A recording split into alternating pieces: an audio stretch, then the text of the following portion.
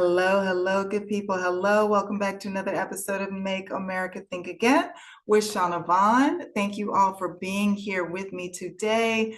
Down below, you can see the correct spelling of my name, my IG information, and then also my Cash App information is there. If you'd like to bless a sister, then bless a sister.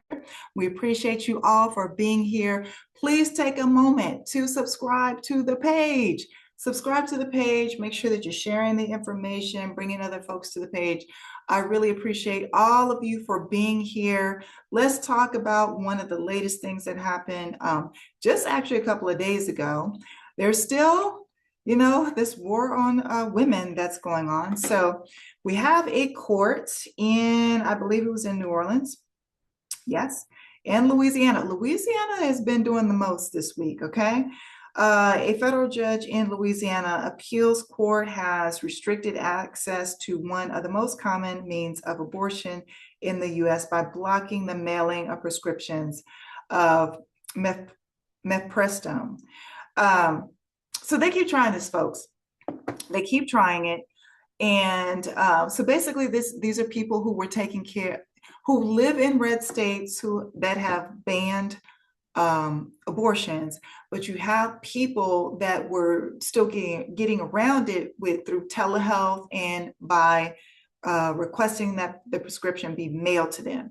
So the red states are all mad and in a huff if they have restricted the abortion, but they believe for whatever reason that the numbers are remaining the same or going up. I don't know. I don't have that information. So they're just trying to further restrict it. But in the meanwhile, in between time, this ruling restricted it for everyone, for all 50 states. This ruling that's coming out of New Orleans-based 5th U.S. Circuit Court of Appeals. And so that put it on hold for everyone in the United States. This one, I'm quite sure there's already been, things filed, appeals filed to the appeal. Appeals have been filed to the appeal. Listen, this war on women and women's access to just freedom and anonymity and wanting to control women and girls,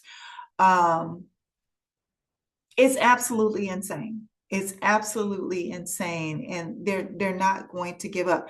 Here's the thing that I think a lot of people are missing or missed when we were all yelling and screaming about Project 2025. I don't know if people just assume because the felon is a little slow or touched in the head or they were basing it on the first time that he was in office, and there were always people that pushed back and kept him from doing the worst of things. I don't know what it was. Put it in the comments for you if you were one of those people that didn't think that this was going to be this bad. If that was you, please let me know, because I felt like it was going to be this bad and worse. I feel like there's still shit coming down the pike. But here's when I knew, well, I already knew just from the individual, but when I discovered that this had been a 50-year plus plan for the Heritage Foundation, White Christian Nationalist, et cetera, Federalist Society, et cetera, then I was like, oh, this isn't any fly-by-night shit. This isn't any off the dome shit. I believe what's happening with the felon and Kegsbreth joining in with Bibi in Iran. I believe that's off the cuff thing. They were thinking, oh, well, we can probably get some money out of it. You can get some territory. Sure, let's do it.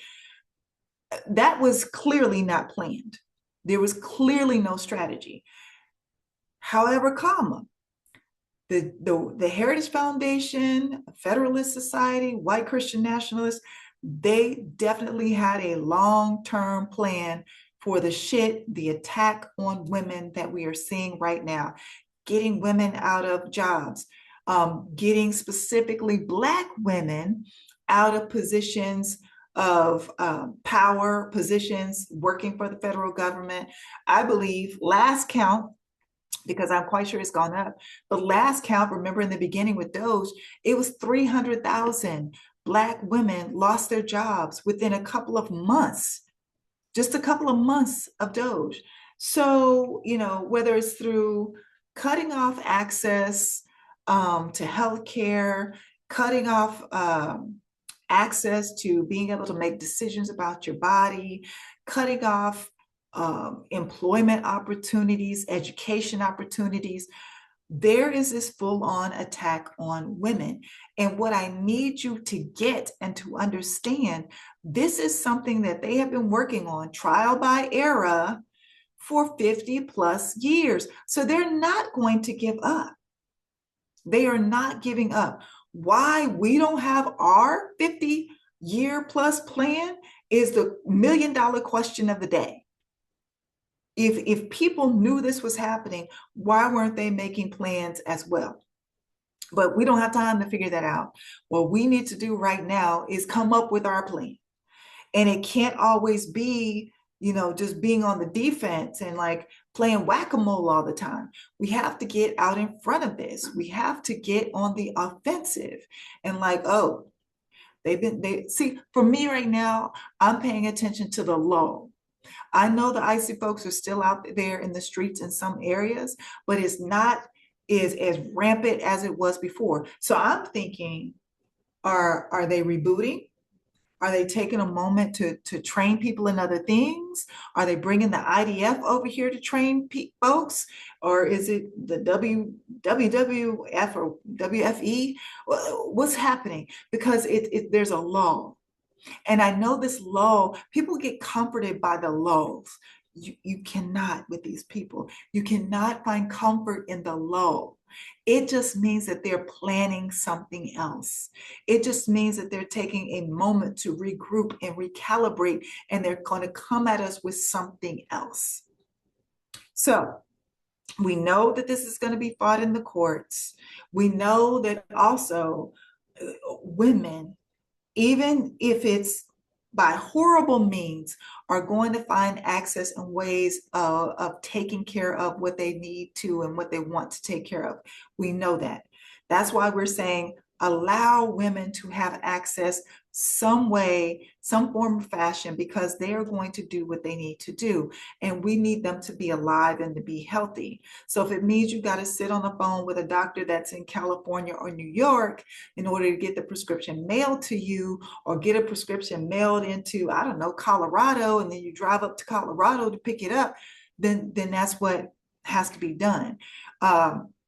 But people are going to find a way to do whatever they need to do and get it done, no matter how hard these groups try to stop them. And we, the rest of us, have to figure out how we move from the defense to the offense. We got to get ahead of some of these things, because it's just going to be constantly a whack-a-mole situation. And that's exhausting. That's tiring. I can't even count how many people have told me just this week, I'm exhausted, I'm tired. Every day there's something. And I keep telling you, this is by design. They want to wear you down. They want you to give up. I don't have time for it.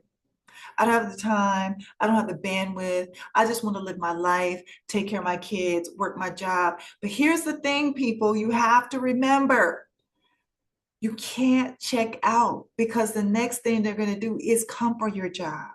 The next thing they're already planning to do is to come for your child's education if they haven't already, because in red states they already have.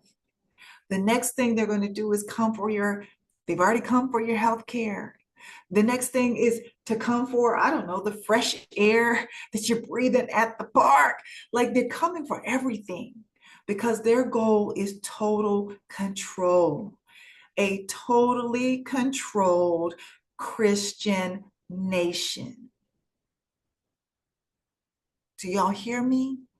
So you can't just wash your hands of it and say, I'm tired, I'm exhausted, I'm done, I'm just going to go live my life, because they're coming for every aspect of your life.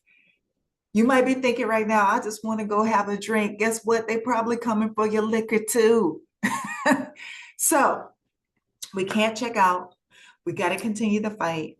We got to continue to make sure that women that are in unhealthy relationships, abusive relationships, young girls that are getting raped, women that are getting raped, um, all of the above, all the horrific things that happen to women every day, we have to make sure that if they are not protected from those heinous acts that are perpetuated upon them by predators, then we definitely have to be able to provide them some avenues to rectify the situations, at least with their bodies. Okay, whether that's talking access to a therapist or a means of rectifying a situation that was forced upon them and forced them into an unwanted pregnancy. We have to make sure that we provide avenues for that. So we cannot give up the fight. I refuse to, because I refuse. Not only do I refuse it for my life, I refuse it for my daughter's life, my niece's lives, my nephew's life, my grandchildren to come, my great nieces and nephews to come. I refuse it for all of them. And that is the reason why I will stay in this fight. That is the reason why I will show up to educate you every single opportunity that I get. And I hope that you plan to do the same. Thank you for being here. Please remember to like, share, and subscribe, and I will talk to you soon.